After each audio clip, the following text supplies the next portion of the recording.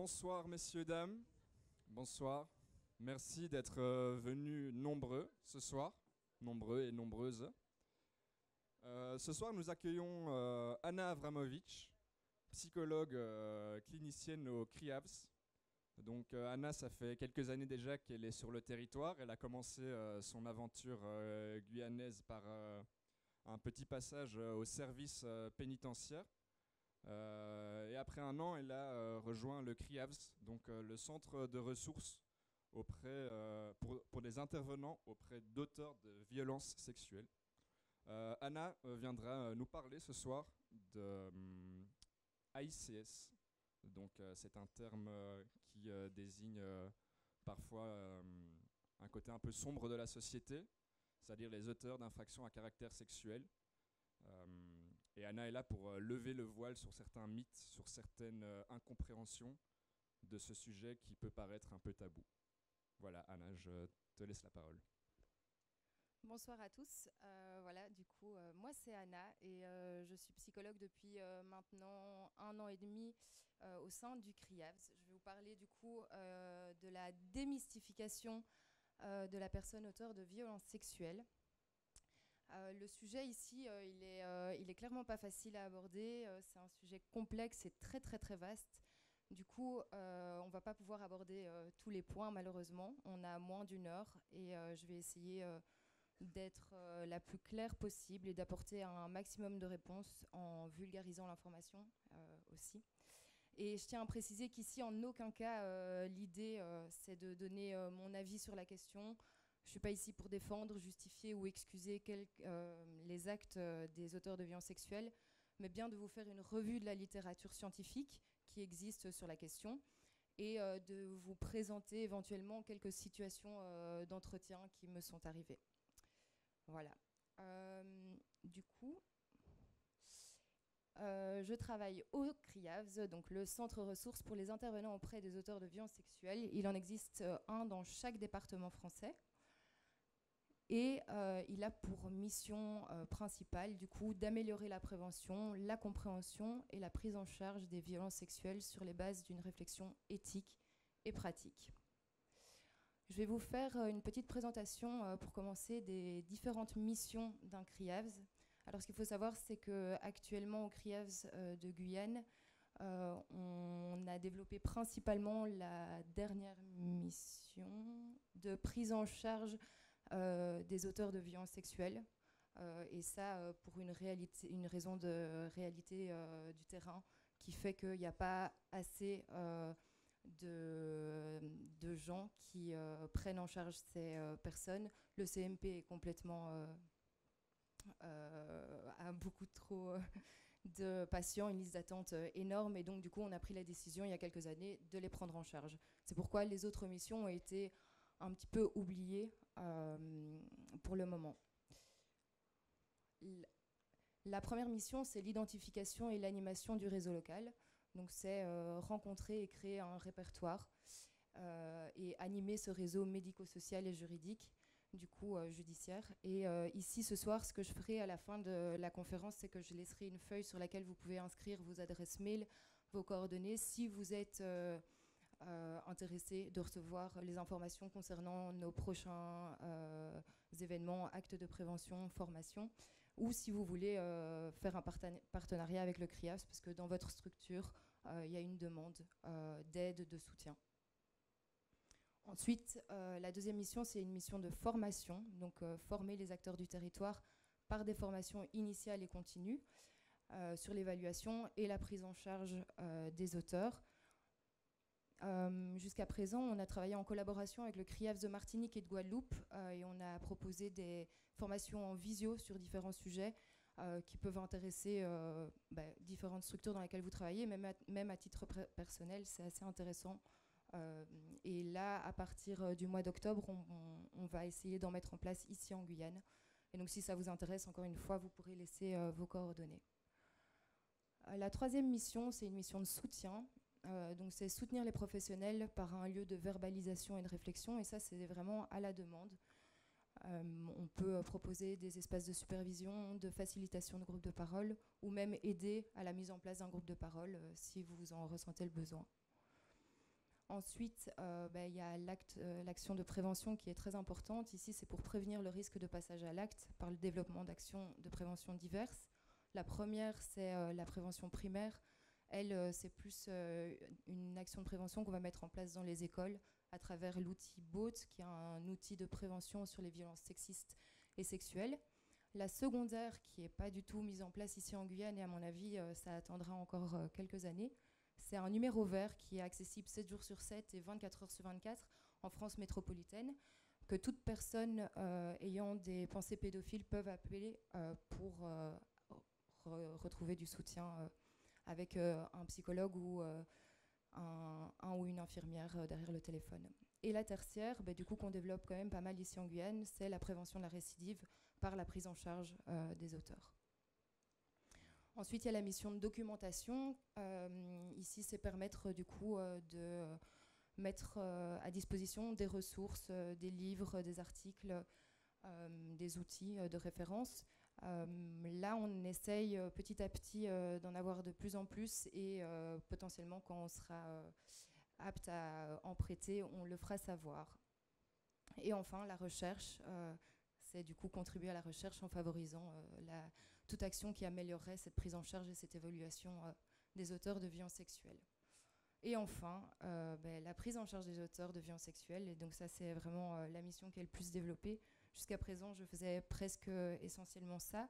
Maintenant, j'ai limité à 2 jours de consultation par semaine.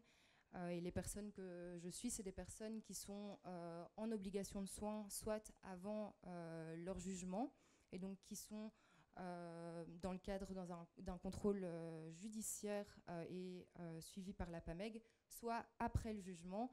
Et là, ce sera à la sortie de détention, dans le cadre d'un suivi socio-judiciaire ici, et dans le cadre d'une injonction de soins. Et malheureusement, en prison, les auteurs ne sont pas suivis, ou en tout cas très peu suivis, car il n'y a pas d'obligation de soins, il n'y aura qu'une incitation aux soins dans le cadre de la détention. Alors, voici du coup le plan de la conférence. On va commencer par un petit quiz. Ensuite, on va parler de l'impact de nos représentations sociales des auteurs de violences sexuelles. On va définir l'agression sexuelle en tant que telle. On va parler du consentement, qui est quand même un sujet assez important. On va se pencher ensuite sur la question de qui est l'auteur de violences sexuelles, les facteurs de risque, et finir par l'acte et la récidive. Alors pour le quiz, j'ai 10 questions. Je vais vous demander, pour ceux qui le désirent, de vous prêter au jeu. Alors ça va être un peu compliqué. Je vais demander aux personnes qui pensent que la proposition est vraie de lever la main et de baisser la main si elles pensent que c'est faux. Ici, l'idée, c'est juste de faire un petit état des lieux des connaissances, et pendant la présentation, je reviendrai sur chacune des questions pour vous donner la bonne réponse. Première question. Tous les auteurs d'infractions à caractère sexuel sont des pervers. Vrai, levez la main. Faux, laissez la main en bas. Ok, bon, on va dire que c'est faux. Ne pas reconnaître les faits est un risque de récidive majeure. Ok, ça a l'air d'être vrai. Un pédophile est un malade mental. Un tiers des auteurs d'infractions à caractère sexuel sont des mineurs. Les AICS sont en général des personnes très sensibles. Les AICS, donc auteurs d'infractions à caractère sexuel, ont une vie sexuelle très épanouie. Les auteurs d'infractions à caractère sexuel se sentent généralement plus honteux que coupables. Un soignant à qui on demande de prendre en charge un auteur y est obligé. La pédophilie est une infraction. Et une prise en charge thérapeutique a pour but premier de prévenir la récidive. Ok, merci beaucoup pour votre participation, ça fait plaisir. Alors on va parler maintenant du coup de l'impact de nos représentations des auteurs de violences sexuelles. La question qu'on se pose souvent, c'est c'est qui ces sujets, c'est qui ces auteurs, pourquoi ils en sont arrivés là, et pourquoi une telle destructivité, une telle indifférence devant la souffrance d'autrui, devant la souffrance de femmes, devant la souffrance d'enfants. Et est-ce que c'est des monstres, est-ce que c'est des pervers, et que nous disent-ils par leurs actes? J'ai choisi ici la représentation, un schéma du coup, que Van der Stucken a mis en avant pour représenter 4 catégories de représentation sociale qu'on se fait des auteurs de violences sexuelles. Les auteurs de violences sexuelles, ils font émerger en nous de nombreux a priori ou représentations sociales, ainsi que des émotions associées à chaque fois, avec des valences positives ou négatives selon les catégories. Ici, du coup, on va d'abord parler de la première catégorie, c'est la catégorie de l'alien. Alors le nom, il n'a pas été choisi par hasard, il a été choisi pour 2 raisons. Premièrement, c'est pour son étymologie latine qui veut dire qui appartient à un autre qui est différent, parce qu'on a tendance à vouloir que cet auteur de violence sexuelle soit le plus différent de nous, on ne s'associe pas du tout à lui, et pour sa référence du coup au monstre et à l'horreur. Il fait clairement du coup appel à une différence radicale et essentielle entre nous et l'auteur de violences sexuelles, parce qu'il commet quelque chose d'horrible et que dans notre imaginaire, quelqu'un qui est capable de faire quelque chose d'aussi horrible doit être un homme hors du commun, un psychopathe, un violeur, un prédateur. Tout ça, c'est évidemment des stéréotypes et des constructions sociales. Et on va s'en faire aussi des représentations telles que Fourniret et Dutroux. Je ne sais pas si ça vous dit quelque chose, mais dans les années 1990, il y a eu du coup plusieurs procès qui ont mis en avant le problème de la pédophilie. Donc on parle de Dutroux et Fourniret en l'occurrence. Et l'analyse de leur parcours ont montré qu'ils sont effectivement des personnes hors du commun, qui ont accumulé depuis l'enfance et l'adolescence des actes violents et transgressifs sur un fond de personnalité psychopathique et narcissique. On voit ici du coup que les sentiments qui sont associés à cette représentation vont être l'horreur, la peur, la sidération, la haine, la colère, et que ces gens seront vraiment considérés comme différents de nous. Mais malheureusement, ou heureusement, je ne sais pas trop en fait, la grande majorité des agresseurs sexuels, ils ne ressemblent pas du tout à cette première représentation sociale qu'on s'en fait. Les agresseurs sexuels, c'est le père incestueux, c'est le voisin qui rend service, c'est l'éducateur sportif, c'est le masseur. C'est des sujets ordinaires et c'est eux que je reçois en consultation principalement. Ils sont beaucoup plus nombreux et beaucoup plus fréquents que cette première catégorie. Et donc, on parle maintenant de la deuxième catégorie, c'est la catégorie miroir, en opposition avec l'alien. Miroir qui veut dire, du coup, le même que nous, la personne qu'on côtoie, la personne qui a les mêmes compétences que nous, la personne qui a les mêmes traits que nous, qui a les mêmes responsabilités. Et d'ailleurs, on va souvent les retrouver dans des professions en lien avec l'autorité, avec la responsabilité. Ça va être les professeurs, les éducateurs, les policiers, les médecins, mais aussi les hommes d'église, les voisins sympathiques, les membres de la famille, le père, mais aussi la fratrie, le conjoint. Et c'est des personnes qui sont représentées comme très insérées socialement. Ici, je vais vous donner 2 exemples. Le premier, c'est le père incestueux. Le père incestueux qui peut être un tyran domestique, violent à la maison, pervers chez lui, et qui peut au dehors être un être sans envergure, très inséré socialement, respectueux, moralisateur, et qui va être très en apparence en fait avec les mêmes préoccupations que le tout venant, la famille, l'emploi, les amis, comme nous quoi, un homme plus ou moins respectable. Et le deuxième exemple, c'est la personne pédophile qui va se dire très proche des enfants et parfois avec des grandes idées généreuses sur l'éducation. Ils vont parfois même abuser de leur autorité, de la confiance que leur confère leur rôle et leur place auprès des enfants. Et ils sont très difficiles à démasquer parce qu'en fait, ils vont vivre une vie totalement clivée entre une vie ordinaire et une vie de pédophile secrète. D'ailleurs, quand l'abus va être révélé, généralement, les proches de ces gens sont complètement stupéfaits. Ils n'auraient jamais imaginé parce que c'est des gens qui fonctionnaient de manière totalement adaptée. Ensuite, du coup, on a la catégorie des fragiles. J'aime pas trop le terme utilisé, mais voilà, c'est pas moi qui l'ai choisi. On retrouve ici dans cette catégorie les enfants, les personnes en souffrance, les adolescents, les agresseurs victimes mineurs qui auraient du coup subi déjà énormément de eux-mêmes des violences sexuelles et qui du coup auraient un trouble du discernement. Et pour ces personnes, on va généralement avoir plus des sentiments de compassion et d'incompréhension. Je vous donne un exemple. Quand on apprend qu'un jeune de 13 ans est passé à l'acte, généralement, on va peut-être être fâché, mais je pense que la première chose qu'on va penser, c'est mais en fait, comment ça se fait ? On ne comprend pas en fait, que c'est pas possible. Cette personne, du coup, en fait, elle doit avoir subi quelque chose.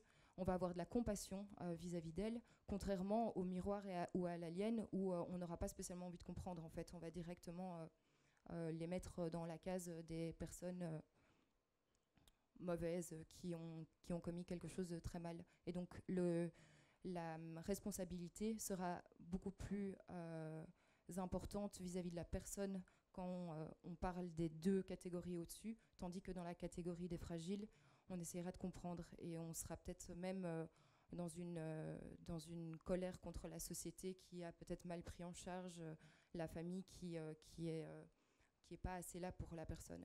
Et ensuite, la dernière catégorie, c'est la catégorie des malades. Ici, c'est vraiment les personnes qui vont souffrir de maladies mentales identifiées et qui vont souffrir également d'une abolition du discernement. Et c'est dans cette catégorie qu'il y aura le moins de personnes représentées. Ici, on va peut-être éprouver de la pitié, de la colère contre la société, de nouveau, ou contre l'institution.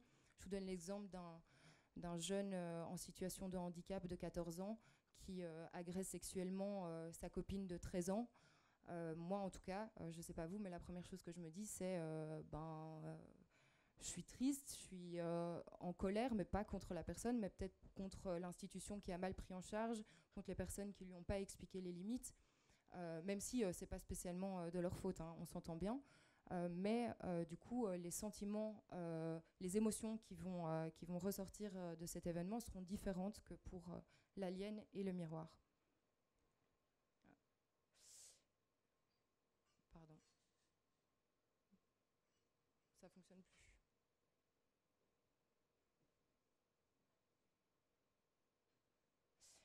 Voilà, alors du coup, toutes ces représentations donc, possèdent à chaque fois une valence positive ou négative, comme je l'ai déjà dit, et vont influencer notre jugement et les émotions qu'on va avoir vis-à-vis de ces personnes. Les deux premières catégories font davantage référence au prototype du monstre, du coup, qui soit loin ou proche de nous. Et donc, on aura des sentiments de type antipathie et on va se centrer sur les faits et on aura tendance à rejeter cette personne, tandis que les deux catégories du bas vont plutôt provoquer de la sympathie, entre guillemets, et on va se centrer plus sur l'humain et ses fragilités et avoir tendance à vouloir protéger et comprendre. Je vais faire Je vais faire un petit focus sur la pédophilie. Ça me semblait important parce que y a souvent beaucoup de questions sur ce sujet. La personne pédophile n'est pas un malade mental. Et d'ailleurs, la pédophilie n'est pas une infraction. C'est bien le passage à l'acte pédophile qui est délictueux. Et il faut bien faire la différence entre la paraphilie et le trouble paraphilique. La paraphilie, ça va être... les paraphilies vont concerner plutôt les fantasmes et les comportements sexuels fréquents, intenses, portés sur des objets inanimés, sur des enfants, sur des adultes non consentants, ou bien impliquant du coup la souffrance ou l'humiliation de soi-même ou d'une autre personne. Alors que le trouble paraphilique, c'est des paraphilies, mais qui entraînent une souffrance ou qui perturbent le fonctionnement du paraphile ou qui nuit ou susceptible de nuire à une autre personne. Je donne un exemple, si un homme de 50 ans est attiré par des enfants, alors c'est bien malheureux, mais malheureusement, c'est pas une infraction. On ne peut pas le mettre en prison, on ne peut pas lui retirer ses idées de la tête. À partir du moment où il passe pas à l'acte, qu'il ne fait souffrir personne, ça ne sera pas une infraction. Par ailleurs, si cette personne pédophile passe à l'acte avec un enfant ou consomme des contenus pédopornographiques, ici, on arrive du coup dans une situation où c'est plus problématique et où c'est une infraction. Retour sur le quiz, du coup, tous les auteurs d'infractions à caractère sexuel sont des pervers, c'est bien faux. Et en ce qui concerne le pédophile, ce n'est pas un malade mental. Et la pédophilie n'est donc pas une infraction. On va parler maintenant de l'agression sexuelle. Je vais vous parler ici de deux définitions qui sont un peu indigestes, mais c'est quand même important de l'évoquer. L'OMS, elle va définir l'agression sexuelle comme tout acte sexuel, tentative pour obtenir un acte sexuel, commentaire ou avance de nature sexuelle, ou acte visant à un trafic ou autrement dirigé contre la sexualité d'une personne en utilisant la coercition dans tout contexte, y compris, mais sans s'y limiter, le foyer et le travail. La coercition, elle peut inclure le recours à la force à divers degrés, l'intimidation psychologique, le chantage et les menaces. Quant à lui, Sciavaldini, il va la définir comme étant une situation de mise sous contrainte non justifiée d'un tiers par un sujet ou un groupe de sujets portant atteinte à l'intégrité psychique ou physique de la personne dans le but d'en tirer un bénéfice de type sexuel au seul profit des agresseurs. Où je veux en venir, c'est que l'agression sexuelle, c'est avant tout une violence. C'est une violence qui se sexualise, on s'entend bien, mais c'est avant tout une violence et c'est par ce prisme-là qu'on va en parler. Et la violence, elle n'existe pas sans raison, elle n'existe jamais sans raison, même si dans la plupart des cas, les raisons ne sont pas spécialement bonnes. Et elle va témoigner d'une souffrance, d'une frustration ou d'un besoin non satisfait. Ce besoin, ça peut être besoin de soulager son anxiété, besoin d'exprimer sa colère, besoin d'entrer en contact, d'exister, etc., etc. À savoir que si la violence témoigne d'un besoin non satisfait, c'est que la personne n'a pas développé les compétences psychosociales et une gestion de ses émotions de manière efficace qui lui permettrait du coup de ne pas passer à l'acte. C'est pour ça que du coup je vais vous parler maintenant du modèle stress-vulnérabilité. Alors c'est une illustration qui montre que deux personnes portent un seau en main. Le seau des deux personnes n'a pas la même taille et la manière dont ils vont vider ce seau ne sera pas pareille. Parce qu'en fait, on a tous nos vulnérabilités qui sont propres à notre parcours de vie. On a tous un seuil de tolérance au stress différent et on a tous et toutes des ressources pour y répondre différentes. Et ici, ce modèle, qu'est-ce qu'il veut dire ? Il veut dire que si on a des vulnérabilités qu'on a accumulées tout au long de notre parcours de vie, un seuil de tolérance au stress qui est très faible et un manque de ressources pour y répondre, eh ben, il y aura potentiellement un passage à l'acte violent. Et cette illustration montre que quand on a trop de facteurs de stress et que les vulnérabilités sont là, ben ça s'accumule et ça ne peut plus sortir. Et ça amène du coup à des émotions négatives. L'idée en entretien avec les auteurs de violences sexuelles, c'est avant tout de travailler sur les ressources que ces personnes ont, sur les facteurs de protection, essayer en tout cas de les développer et de développer aussi les compétences psychosociales pour éviter ce passage à l'acte. Et le passage à l'acte, c'est bien du coup la partie immergée de l'iceberg. C'est le processus qui est complètement inadapté que les auteurs ont trouvé pour apaiser leur tension.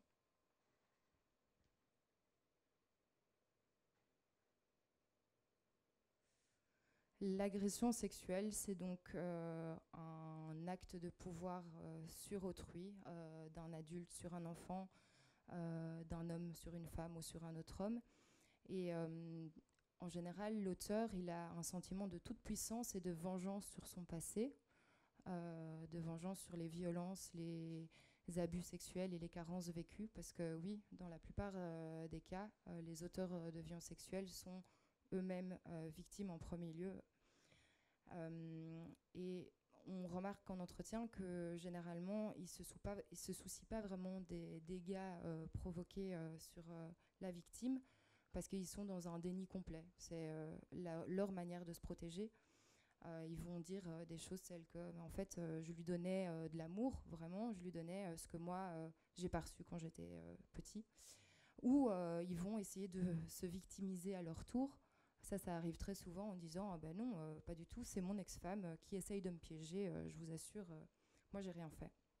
Et tout ça, en fait, ça se passe grâce à la mise en place de mécanismes très puissants de protection, que sont le déni et le clivage. Quand je parle de clivage, j'entends qu'en entretien, souvent, les patients me diront bah, c'est moi, mais c'est pas moi. C'est comme si c'était en fait deux personnes, ou en fait je sais pas du tout où j'étais, je sais pas comment ça se fait que j'en suis arrivée là. Il y a vraiment une incompréhension de leur côté aussi. Et généralement, on marque aussi que après le passage à l'acte, il y a une reprise de vie complètement normale, comme si c'était rien passé. Retour sur le quiz, du coup, les AICS sont en général des personnes très sensibles, vrai. Alors, très sensible, on a tendance à penser que c'est un mot à valence très positive, alors qu'en fait, très sensible, c'est peut-être juste pas avoir les ressources nécessaires pour éviter ce passage à l'acte. Une prise en charge thérapeutique a pour but premier de prévenir la récidive, c'est faux. Après, là, il y avait un peu un piège. L'idée ici, c'est de d'abord travailler sur les compétences psychosociales, sur les ressources qu'ils ont, sur la gestion émotionnelle, parce que j'ai beau être une psychologue, je ne suis pas capable de prévenir la récidive comme ça, juste en parlant avec une personne, mais c'est bien en travaillant sur ces ressources qu'on y arrivera potentiellement dans certains cas. Et donc ici, la violence, l'agression sexuelle, c'est une violence du coup qui prend la voie du sexuel. Les violences sexuelles consistent à obliger une personne à subir, à accomplir ou à être confrontée à des actes d'ordre sexuel sans son libre consentement. C'est donc pas du sexe, c'est pas du sexuel, c'est pas de la sexualité. Et traiter le problème par une éducation à la vie sexuelle et affective, c'est nécessaire, on est d'accord, mais c'est vraiment pas suffisant. Il faut d'abord traiter la violence en tant que telle.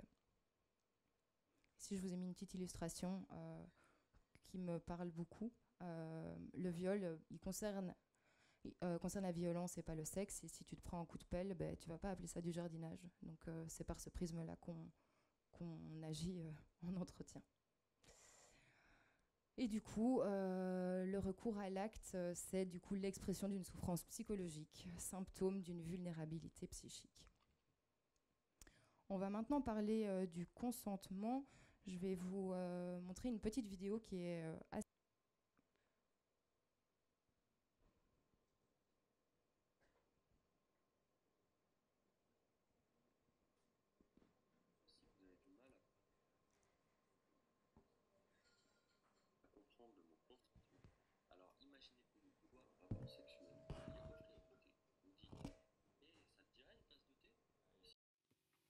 Si vous avez du mal à comprendre le mot consentement, alors imaginez qu'au lieu de vouloir un rapport sexuel, vous vouliez offrir du thé. Vous dites « Eh, ça te dirait une tasse de thé ?»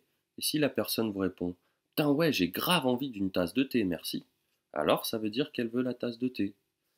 Si vous dites « Eh, tu veux une tasse de thé ?» et que la personne vous répond « Je sais pas, peut-être, mais je suis pas vraiment sûr », alors vous pouvez lui préparer une tasse de thé, ou non, mais soyez bien conscient qu'elle n'en voudra peut-être pas. Et si elle ne veut pas boire votre thé, c'est là que ça devient important. Ne la forcez pas à boire. C'est pas parce que vous avez préparé du thé que vous devez forcer les gens à le boire. Et si la personne vous dit non merci, alors ne faites pas de thé du tout. Ne lui faites pas de thé. Ne la forcez pas à boire du thé. Ne vous énervez pas parce qu'elle ne veut pas de votre thé. Elle ne veut juste pas de votre thé. Ok ? Elle pourrait vous dire oui avec plaisir. Et quand le thé arrive, finalement, elle n'en veut plus du tout. Bon, c'est sûr, c'est plutôt chiant parce que vous êtes déchiré à préparer tout ce thé, mais rappelez-vous que personne n'est obligé de boire du thé s'il n'en a pas envie.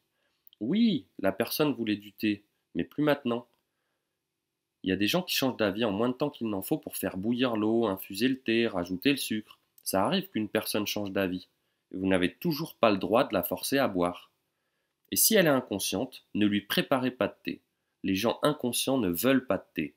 Et en plus, ils sont incapables de répondre à la question « Est-ce que tu veux du thé ?» parce qu'ils sont inconscients. Ok, peut-être qu'elle était réveillée quand vous lui avez demandé du thé. Et elle a dit oui, mais le temps de faire bouillir l'eau, d'ajouter du thé et un peu de lait, elle s'est évanouie. Vous devriez juste poser votre thé et vous assurer de sa sécurité. Et là encore, c'est le plus important, ne lui faites pas boire votre thé. Ok, elle a dit oui tout à l'heure, mais les personnes inconscientes ne veulent pas boire de thé, ok? Si quelqu'un accepte de boire un thé avec vous, qu'il commence à boire, puis qu'il s'endort ou s'évanouit avant d'avoir fini, ne continuez pas à lui verser du thé dans la bouche. Rangez le thé et assurez-vous plutôt qu'il va bien. Parce que les gens inconscients n'ont vraiment pas envie de boire de thé. Croyez-moi là-dessus. Si quelqu'un est venu boire du thé chez vous samedi dernier, ça ne veut pas dire qu'il veut que vous lui fassiez du thé tout le temps. Il n'a pas envie que vous pointiez chez lui tout le temps pour le forcer à boire en lui disant « Mais tu voulais du thé la semaine dernière ?» Ou pire, d'être réveillé par une personne qui lui verse du thé dans la bouche en lui disant « Mais tu voulais du thé la nuit dernière ?» Si vous arrivez à comprendre à quel point c'est débile de forcer quelqu'un à boire du thé quand il n'en veut pas, et que vous comprenez pourquoi les personnes ne veulent pas de thé, alors pourquoi ce serait si difficile de comprendre quand il s'agit de sexe? Quand on parle de thé ou de sexe, le plus important, c'est le consentement. Sur ce, je vous laisse, je vais me faire une petite tasse de thé.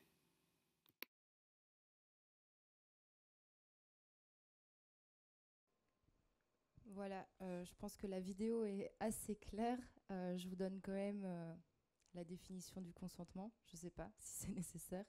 Mais du coup, le consentement, c'est le fait de donner son accord, de dire oui. Et dans le cadre des relations affectives et sexuelles, le consentement est le fait d'accepter des échanges sexuels avec d'autres personnes. Il implique un rapport à soi et un rapport à l'autre. Il doit être mutuel et exprimé par les deux personnes. Et comme bien dit dans la vidéo, il doit être libre, éclairé, explicite, enthousiaste, spécifique et temporaire. On va maintenant aborder du coup l'auteur d'infraction à caractère sexuel. Qui est-il? Il n'y a pas de caractéristiques déterminantes au niveau morphologique, au niveau sociodémographique, au niveau de l'habitat ou au niveau psychiatrique. Et donc il est impossible de distinguer des groupes cliniques spécifiques selon les infractions, des types de personnalité ou de fonctionnement psychique selon les actes commis. Je vous ai mis ici un tableau assez indigeste qui reprend le nombre de personnes mises en cause pour des crimes et délits à caractère sexuel en 2019 en France métropolitaine. Je l'ai mis pour mettre en avant deux choses. La première, c'est que vous voyez qu'il y a quand même, juste ici, presque 30% de ces personnes qui sont mineures et qui ont moins de 17 ans. Et en bas, on met en avant du coup le chiffre de femmes qui ont été mises en cause pour des crimes et délits à caractère sexuel. Alors, il y a très très peu d'accusations vis-à-vis des femmes car il y a une difficulté de porter plainte. Les victimes des femmes, généralement, c'est des petits garçons et donc il y a une notion de honte derrière la plainte.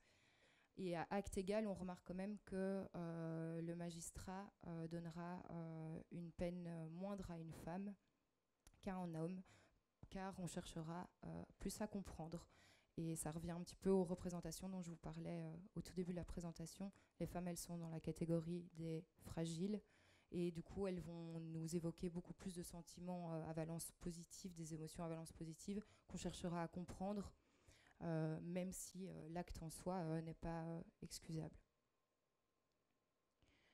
Et ensuite, ici, c'est du coup l'évolution de la part de mineurs qui commet ces actes. On voit qu'elle est en constante évolution et qu'il y en a de plus en plus, alors que les auteurs majeurs, le nombre d'auteurs majeurs stagne. Alors, la majorité des auteurs, du coup, ce sont bien des hommes, hein, mais il y a un point de vigilance chez les mineurs et chez les femmes, qu'on pense parfois ne pas être présent chez les auteurs de violences. Parce que aussi, on se rend compte que la suspicion, elle sera souvent tournée vers le père en cas de violence intrafamiliale, alors qu'il faut quand même s'interroger si ça ne viendrait pas du grand frère, potentiellement, ou de la mère. Les auteurs de violences sexuelles viennent de toutes les catégories socio-professionnelles, de l'ouvrier au cadre supérieur, et les profils sont très très hétérogènes. Pour moi qui les reçois en entretien, je remarque que du coup derrière ces actes monstrueux que je cherche pas du tout à défendre ou à excuser, mais plus à expliquer et à comprendre, il y a des hommes en fait avec des profils très différents et très, très très ordinaires en fait finalement, mais différents tant sur le plan psychopathologique, social que criminel. Et le travail de ces 3 autrices, c'est un livre que je vous recommande si la question vous intéresse, c'est Ces hommes parmi nous. Ces 3 autrices, elles ont permis de conclure qu'il n'y avait pas de profil type, mais bien une hétérogénéité des profils, avec des particularités différentes, mais le gros point en commun, ça va vraiment être la banalité. C'est ça qui les regroupe et qui les rassemble. En entretien, les patients que je reçois, ça va être des hommes du coup plutôt banals qui sont souvent très souriants, charmeurs et manipulateurs, qui vont souvent tenter de donner la meilleure impression possible, ou alors qui vont complètement désaffectiver leur discours quand ils me parlent des faits, parce que c'est bien pour ça qu'ils viennent me voir. Ils vont du coup utiliser un discours en utilisant le vocabulaire juridique et en disant du coup bonjour madame, je suis ici parce que j'ai été condamnée pour viol sur mineur de moins de 15 ans ou j'ai été condamnée pour corruption de mineurs. Et on remarque du coup quand même une pauvreté du discours et un blocage, voire une absence complète des émotions. Je remarque qu'ils ont des difficultés à accéder à des émotions telles que la peur ou la colère, par exemple. Et un outil que j'utilise quand même beaucoup en entretien et qui aide, c'est la roue des émotions. C'est assez simple, hein, c'est une roue avec toutes les émotions qui sont inscrites dessus et quelques ressentis associés à chaque fois et qui permettent du coup à l'auteur de se rendre compte que en fait non, ça va pas. Et en fait, oui, c'est vrai qu'au moment du passage à l'acte, il y avait quelque chose. Il y avait en fait un état de stress qu'il n'arrivait pas à s'expliquer, mais qui était présent. Ce que j'essaye de faire aussi en entretien, c'est de demander aux patients de se mettre à la place de la victime, bon, pas au premier entretien évidemment, pour essayer de travailler ce déficit d'empathie.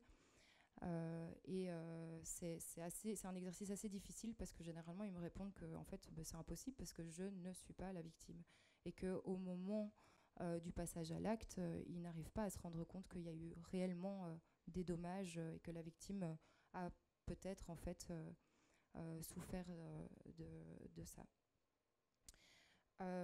L'autre, du coup, en fait, il va pas exister comme sujet. Ça va vraiment être un discours assez auto-centré sur lui. Il va y avoir aussi, du coup, des distorsions cognitives dans leur discours. Les motivations internes, qu'elles soient conscientes ou inconscientes, elles sont nombreuses et très banales. Ça va être la colère, la rage, la haine des femmes, la volonté d'humiliation et le besoin de domination. Du coup, il va se nourrir aussi d'interprétations et d'idées persécutives comme mais en fait, elle l'a fait exprès, elle a tout fait pour m'exciter. Voilà. C'est souvent ce qu'on entend. Du coup, retour sur le quiz, un tiers des AICS sont des mineurs, c'est bien vrai. Et on va parler maintenant des facteurs de risque. Du coup, pourquoi et qu'est-ce qui pourrait expliquer un tel passage à l'acte violent sexuel ? La violence, elle va venir d'interactions entre plusieurs facteurs, des facteurs individuels, environnementaux, sociétaux et historiques. Ici, je vous ai fait une liste pas du tout exhaustive parce qu'on pourrait en parler pendant des heures. Mais on remarque quand même que chez la plupart, il y a des antécédents de trauma, qu'un tiers des auteurs ont vécu un viol avant 10 ans, qu'il y a une confrontation précoce aux abus, une entrée dans la sexualité traumatique et une exposition trop précoce. des carences, des négligences affectives précoces, des troubles de l'attachement, un défaut des compétences psychosociales, un environnement à tension sexuelle permanente. Ici, j'entends par exemple des parents qui auraient des rapports devant leurs enfants ou l'incitation à ce que les enfants aient des rapports entre eux, des rapports hommes-femmes inégaux, des normes culturelles où la violence est normalisée et du coup des difficultés relationnelles. Et enfin, on va aborder maintenant du coup l'acte et la récidive en tant que tel. Concernant l'acte, une personne sur 4 avait pensé à l'acte délictueux avant de passer à l'acte, mais généralement il n'y a pas de préméditation. Pour un tiers, l'acte d'agression s'est produit dans une période particulière de leur vie. Alors quand on pose la question, ils vont quand même avoir du mal à y répondre et dire que non, non, en fait tout allait bien. Mais c'est après avoir creusé et après avoir vraiment travaillé sur l'acte en soi qu'ils se rendent compte que potentiellement en fait il y avait quand même des gros événements derrière, du style perte de boulot, divorce ou autres, des choses peut-être un peu plus banales aussi qui peuvent provoquer cet état de tension dans lequel ils sont. Alors quand on leur pose la question, ils disent avoir une vie sexuelle épanouie. Ici, j'ai mis quantitativement parce que généralement, ils l'expriment de manière quantitative. Alors oui, j'ai beaucoup de rapports, mais qualitativement, c'est pas trop ça. Et ils expliquent aussi qu'il n'y a pas de recherche de plaisir sexuel dans le passage à l'acte. Donc ça aussi, c'est quand même un point assez important. Moins d'un agresseur sur 2 reconnaît l'acte délictuel. Ça va être vraiment très compliqué car ils vont mettre en place du coup les mécanismes de défense comme j'en ai parlé tout à l'heure, le déni, le clivage, qui leur permettra pas en fait de reconnaître cet acte.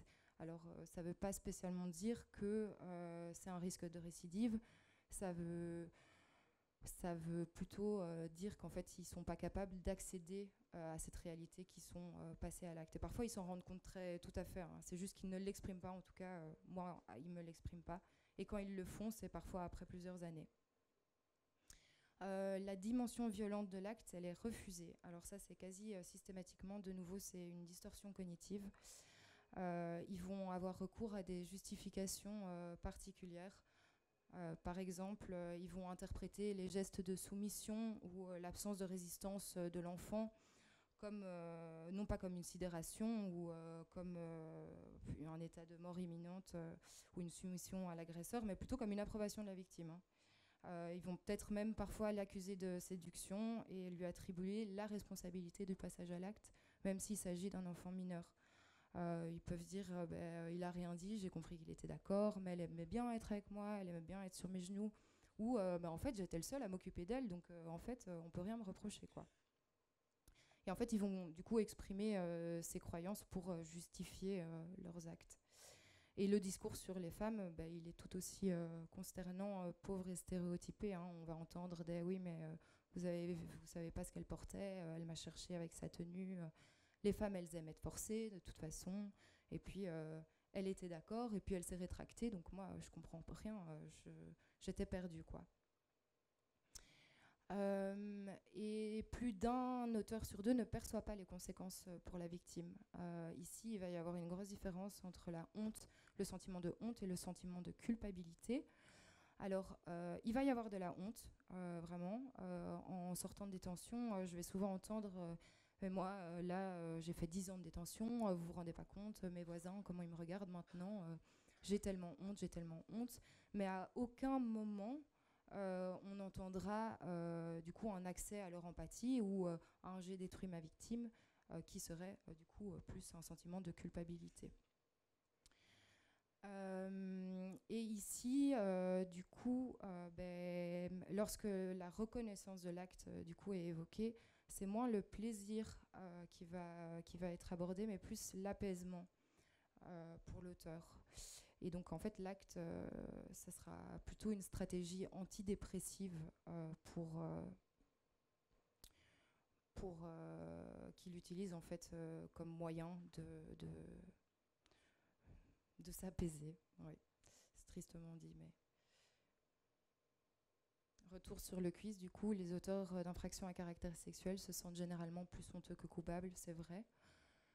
Et ils ont une vie sexuelle très épanouie, oui, c'est vrai, selon eux, mais quantitativement. Au niveau de la récidive et du changement, ne pas reconnaître les faits n'est pas un indicateur de récidive. Alors bien sûr, reconnaître les faits est clairement un facteur de protection, mais pas pour autant un facteur de récidive. Ne pas être moteur dans sa prise en charge n'est pas un indicateur de récidive non plus. C'est bien les agresseurs de mineurs incestants qui récidivent le plus. Ici, on peut l'expliquer par le fait qu'ils sont encore en construction identitaire et qu'ils auraient besoin de développer leurs compétences psychosociales, mais qui ne sont pas dans un environnement qui leur permette de le faire. Plus le nombre de récidives augmente et plus elles courent le risque qu'elles soient sexuelles. Alors je ne sais pas si c'est clair, mais prenons l'exemple, et je vois ça souvent en entretien, donc c'est un jeune qui a commencé, qui a d'abord été en prison pour stup, puis qui vole, puis qui finalement a recours à la violence de manière répétitive. En fait, finalement, il y a de grandes chances que ça soit sexuel à la fin. Et donc, du coup, au plus il y a de récidives d'actes délictuels, au plus il y a de chances que ça devienne sexuel. Parce que, encore une fois, la violence sexuelle, c'est d'abord une violence qui se sexualise. Et donc, du coup, en fait, c'est juste un peu la fin en soi de cette répétition d'actes délictuels. Et presque 2 agresseurs sur 3 perçoivent confusément que quelque chose en eux serait à changer. Et la plupart disent être prêts à payer le prix fort. Alors, par payer le prix fort, ils entendent purger leur peine, faire leurs 10 ans de prison, et puis c'est bon, ça sera terminé. Ils ne vont pas spécialement être d'accord de payer les dommages et les intérêts à la victime. Ils considèrent, en fait, après avoir fait leurs 10 ans de prison, que c'est bon.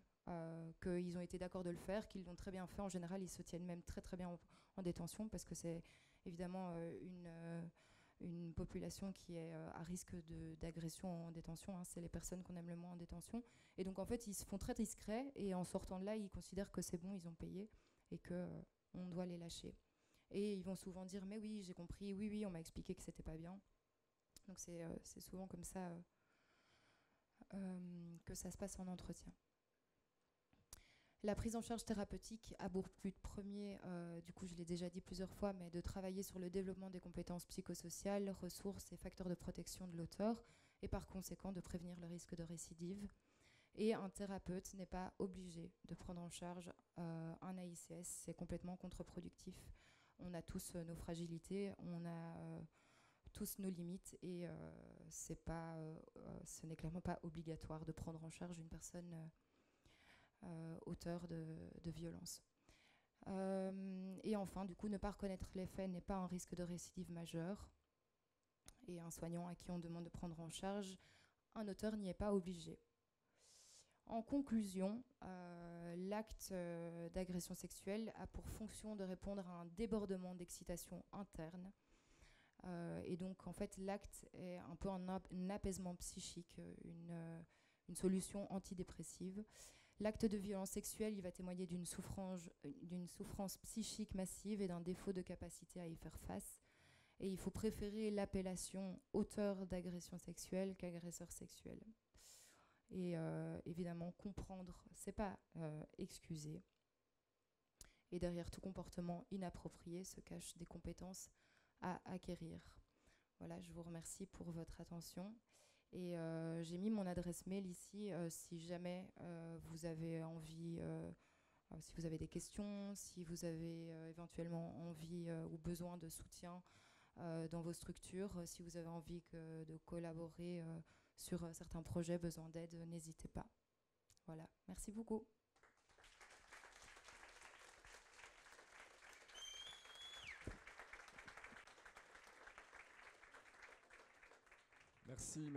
Merci Anna pour cette présentation très intéressante. Donc on comprend que c'est un problème qui touche toute sphère de la société, et à quel point ton travail est important, et à quel point c'est important d'accompagner ces personnes, à quel point c'est important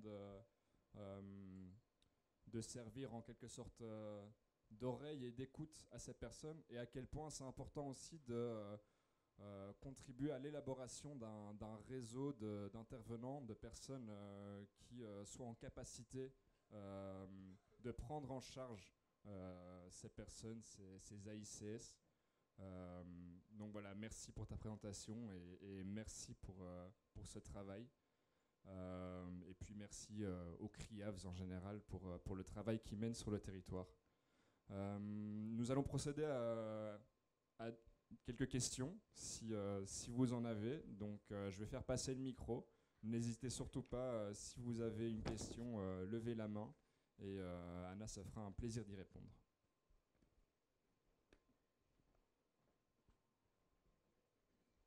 Bonsoir. Déjà, Bonsoir. merci pour la présentation. Alors, je voulais savoir si je suis face à un auteur d'infraction à caractère sexuel, qu'est-ce que je peux faire? Comment je peux agir? C'est une très bonne question. Je suis pas certaine de... Répétez la question. Comment réagir face à un auteur de violence sexuelle? Bah, je pense que on va parler de prévention primaire ici, ou peut-être tertiaire, hein, ça dépend, ça dépend comment tu vois les choses.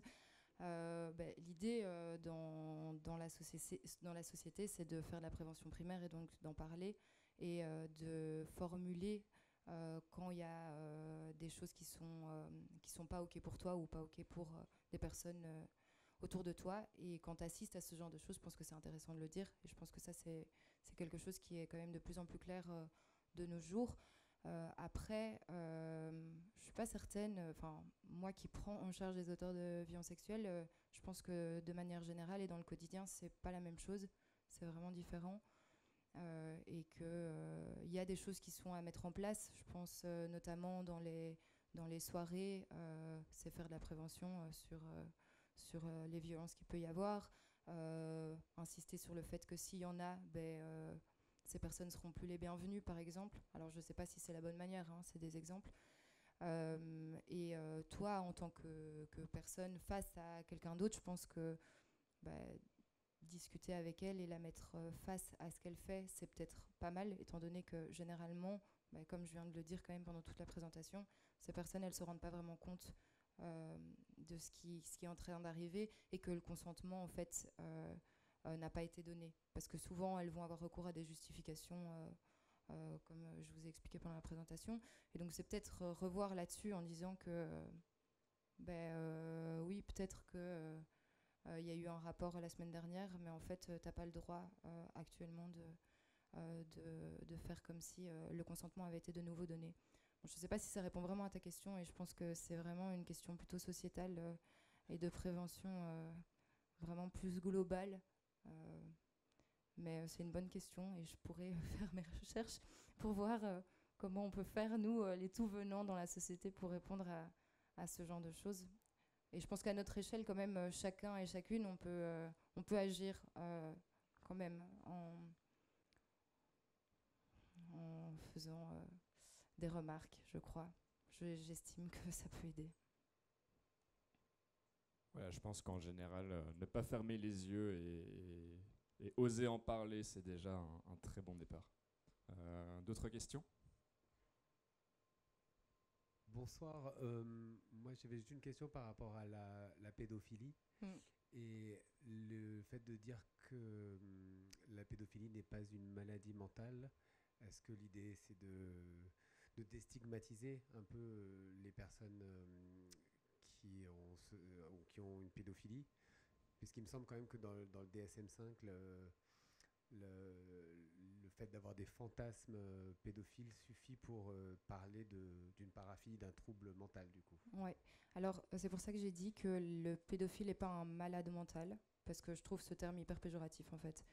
Par ailleurs, la pédophilie, alors j'aime pas le terme de maladie mentale, mais effectivement, c'est dans le DSM, et la pédophilie sera du coup considérée comme un trouble paraphilique à partir du moment où la personne en souffre.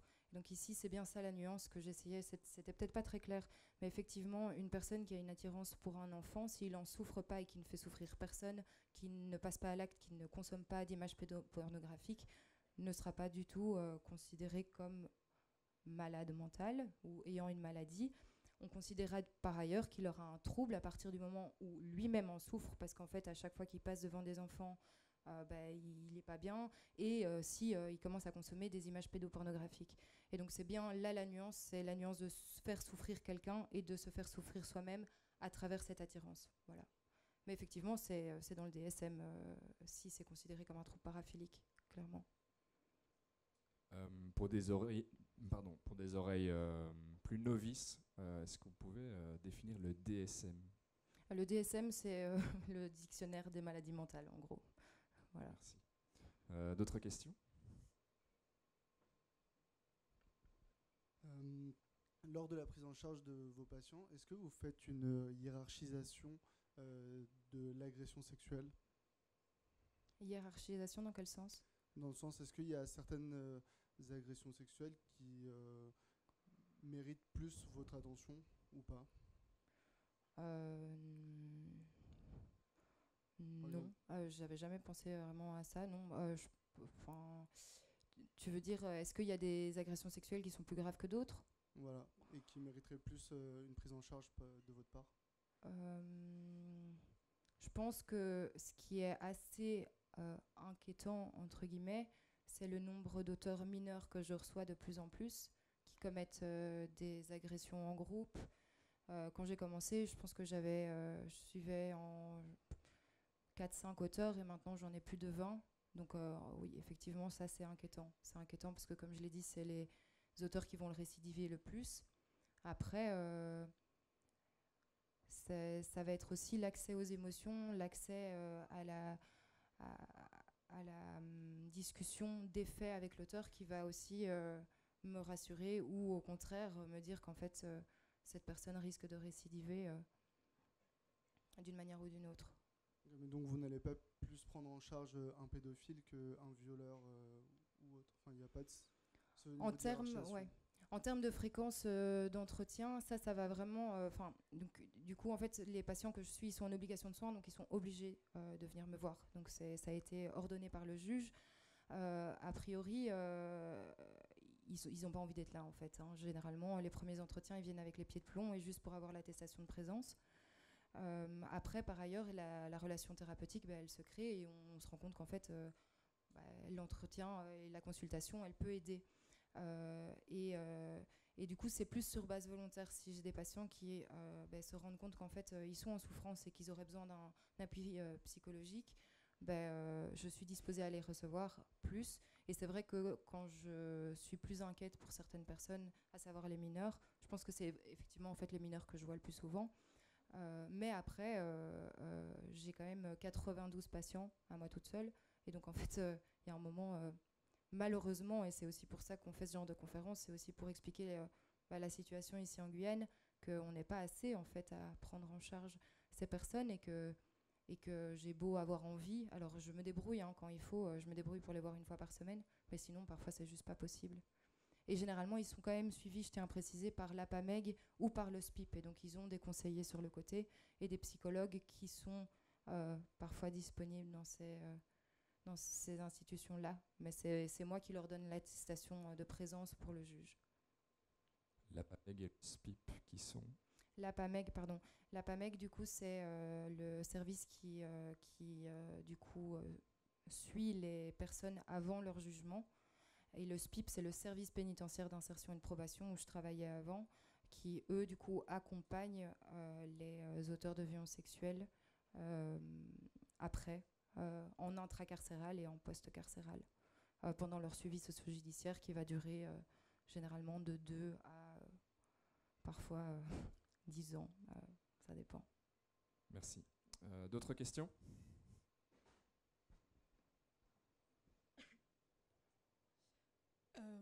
Par rapport à l'augmentation du nombre de mineurs qui commettent des violences sexuelles, est-ce que la recherche ou les écrits disent quelque chose sur ça ? J'ai rien trouvé. J'ai voulu vous donner l'information pour ce soir. J'ai rien trouvé a priori, mais c'est une très bonne question à laquelle je ne sais pas répondre là maintenant. Mais je tâcherai de me renseigner, de te donner l'information. Après, je pense que ça s'explique par énormément de choses. différentes. Et aussi, je pense que le taux d'agresseurs sexuels mineurs est plus élevé ici en Guyane qu'en France métropolitaine, par exemple. Alors, ça s'explique par quoi exactement, je ne saurais pas te dire là maintenant. Mais,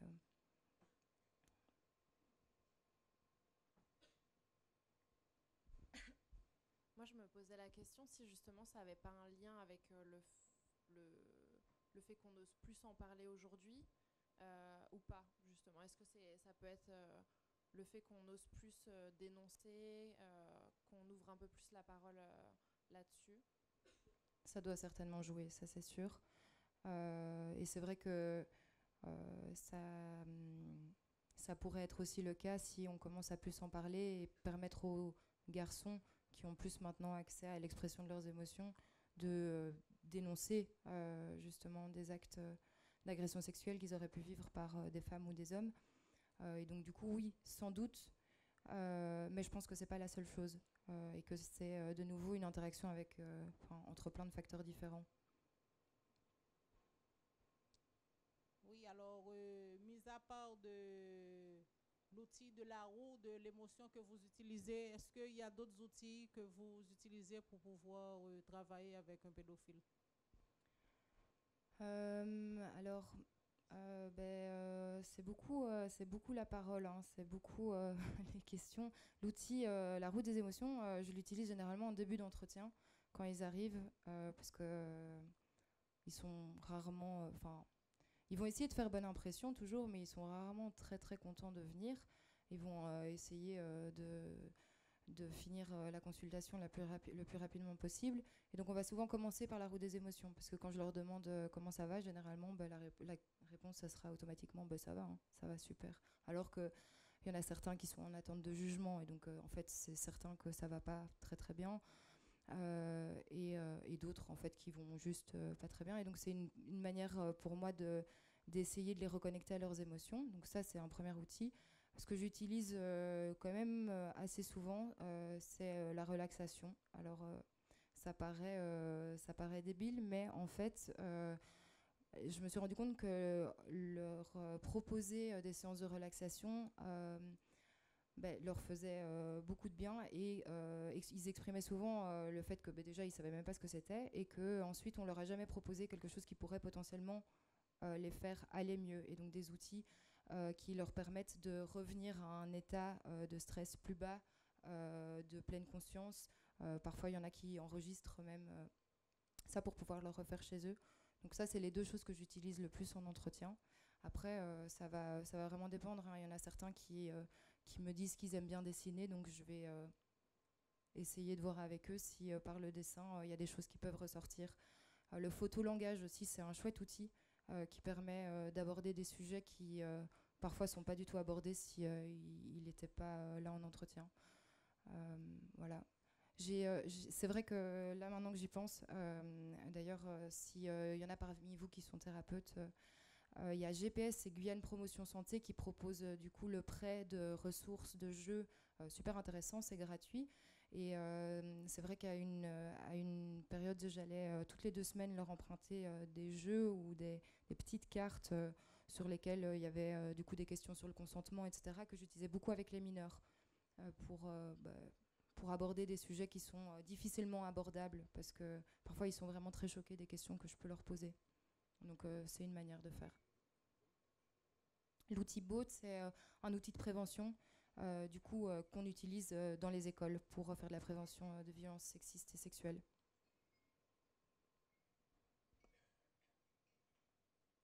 Bonsoir, merci pour votre intervention.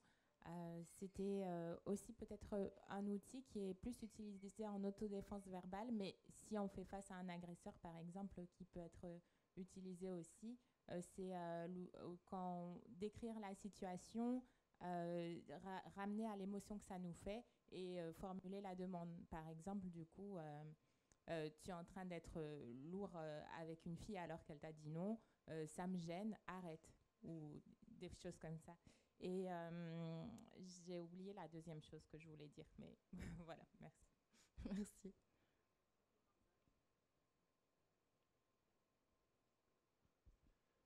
Merci pour la présentation. Tout à l'heure, vous avez cité comme cause d'acte le manque de compétences psychosociales. Est-ce que, comme ça en tête, vous auriez un exemple d'un agresseur qui a, on va dire, pris convalescence grâce au développement de compétences psychosociales ou une compétence psychosociale qui a pu aider quelqu'un dans un cas de détresse psychologique?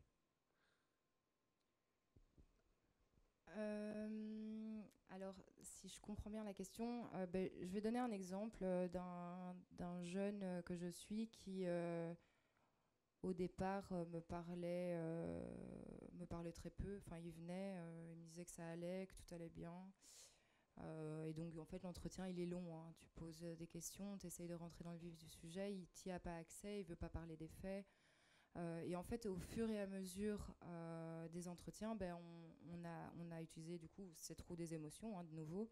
Au début, sur la roue des émotions, il cochait que au niveau de l'amour, il était dans la passion, qu'au niveau de la tristesse, il se sentait seul. Donc bon, ces deux choses, on ne s'est pas beaucoup développé, hein, là-dessus. Et en fait, au fur et à mesure, il y avait de plus en plus d'émotions et de ressentis liés à ces émotions qui ressortaient. Et donc, de plus en plus de possibilités pour moi de poser des questions sur d'où viennent ces ressentis, pourquoi ils arrivent aujourd'hui, est-ce qu'il s'est passé quelque chose, et donc beaucoup plus essayer de lier cette émotion et ce ressenti plutôt physique que ce jeune ressentait à un événement en particulier pour en fait vraiment apprendre à comprendre ses émotions et à développer des compétences pour y faire face. Et là, actuellement, c'est vrai qu'après plusieurs entretiens, après quand même pas mal de séances de relaxation, je l'ai vu il n'y a pas longtemps, il était vraiment beaucoup mieux, en me disant que le matin, quand il se sentait en colère, déjà, avant, il n'arrivait pas à savoir s'il était en colère, il avait juste mal au ventre. Maintenant, il sait qu'en fait, il est en colère, et le matin, quand il est en colère, il va à la plage et il va faire une séance de relaxation. Il met ses écouteurs et il fait ça.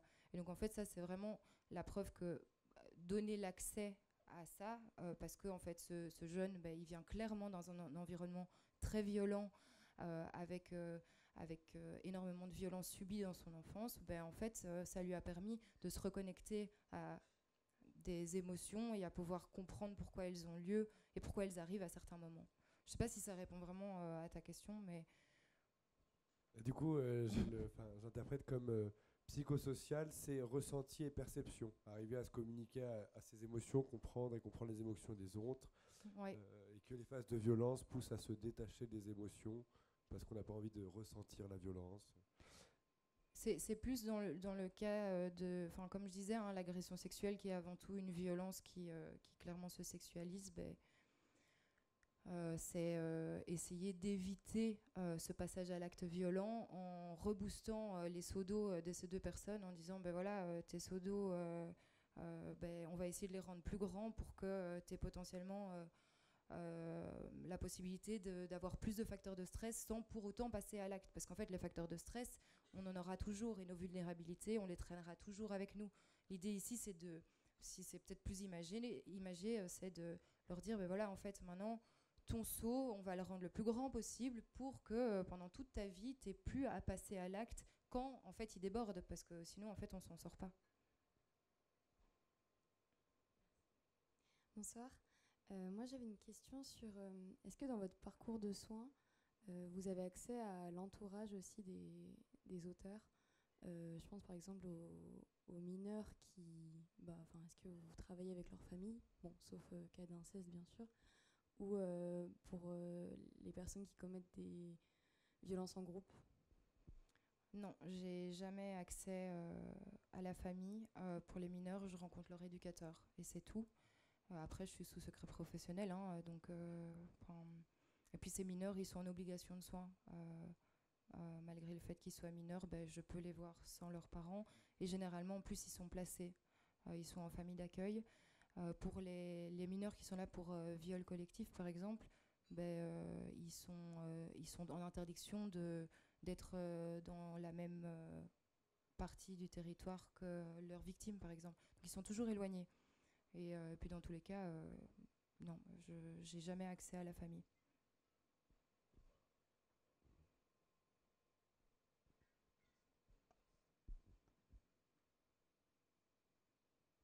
Alors je tiens à dire merci beaucoup beaucoup. Hein. Merci Anna d'avoir tenu. Merci aussi à Tania aussi, je sais qu'elle est présente au sein de cette soirée. Merci pour tout ce travail et on va continuer. Et merci beaucoup pour tout ce que vous faites. Merci beaucoup. Oui, d'ailleurs, j'étais un peu déconcentrée et stressée, donc j'ai oublié de vous présenter ma collègue Tania Anatole, qui est là devant, qui est secrétaire au CRIAVS. Je suis désolée, Tania, vraiment. Et avec qui je travaille maintenant depuis 1 an et demi et qui m'aide vraiment énormément. On est deux, du coup, au CRIAVS. Désolée. Question ? Oui.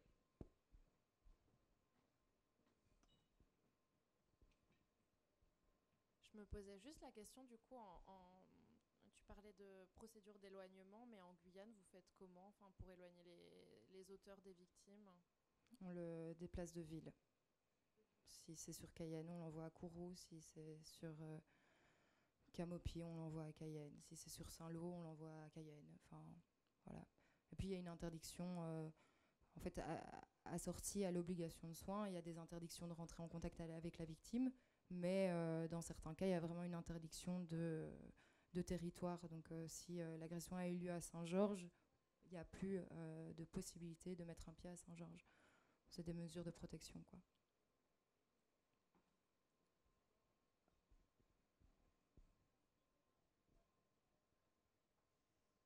Une question encore ?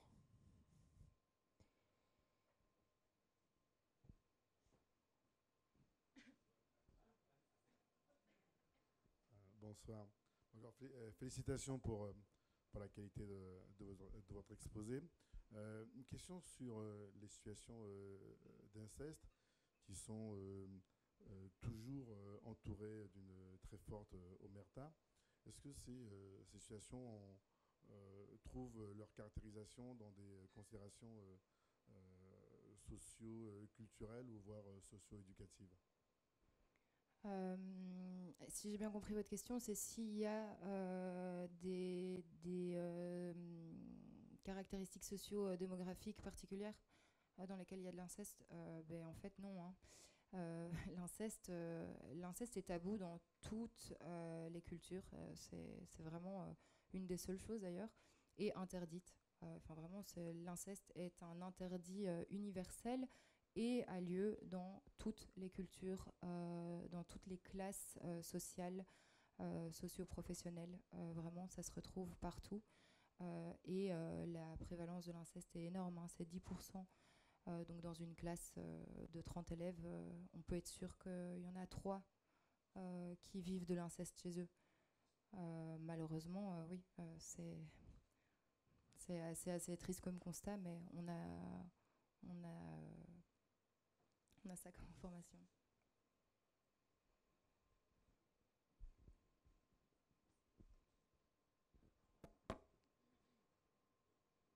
Bonsoir. Alors au vu des questions, je pense que c'était très très intéressant et je suis arrivée à la fin. J'avais quand même une question par rapport au... Là j'ai compris que c'était les violences sexuelles, mais en élargissant les violences, qu'elles soient sexistes, que ce soit des agressions physiques, verbales, est-ce qu'il y a des traits de personnalité des auteurs où ça peut être Monsieur Tout-le-Monde ? C'est Monsieur Tout-le-Monde. C'est clairement Monsieur Tout-le-Monde. C'est vraiment ça la conclusion de cette présentation. Hein. C'est nous, c'est les personnes qui ont les mêmes ressources que nous, les mêmes emplois. C'est les personnes qu'on côtoie, c'est les personnes qui ont des postes à responsabilité, c'est les personnes qui sont représentées socialement. Voilà.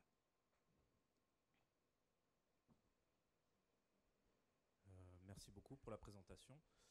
J'ai juste un petit peu tiqué, après je sais pas, c'est peut-être moi qui ai mal compris, mais sur la définition de l'agression sexuelle, il y avait marqué un acte non justifié au début. Et en fait, je me posais la question, qu'est-ce qui pouvait justifier un acte, au final, d'agression sexuelle ?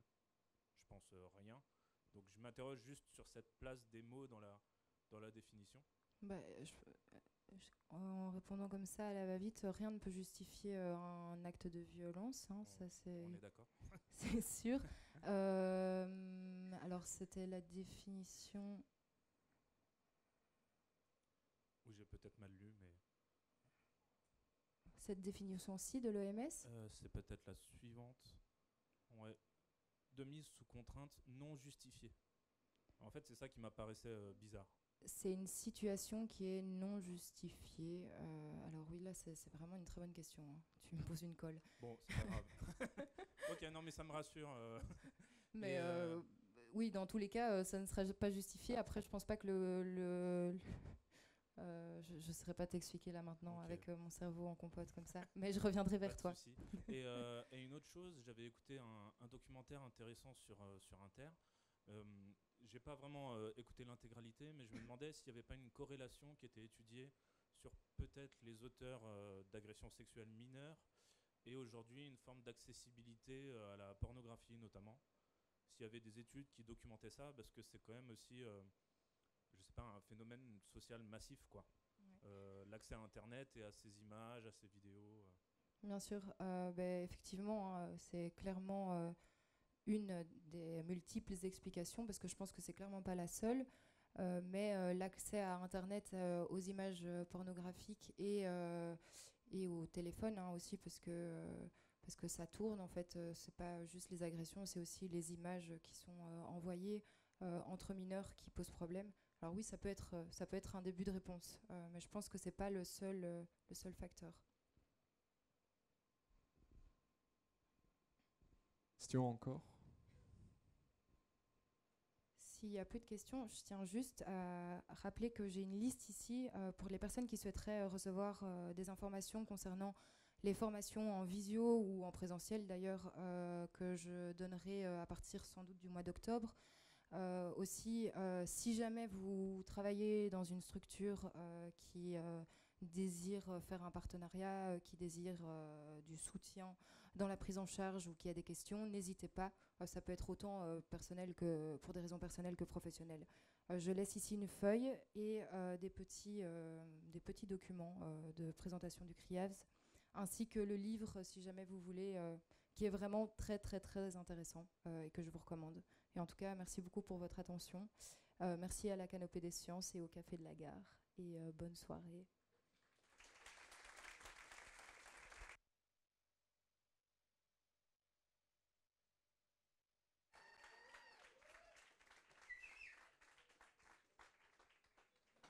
Voilà, merci encore Anna.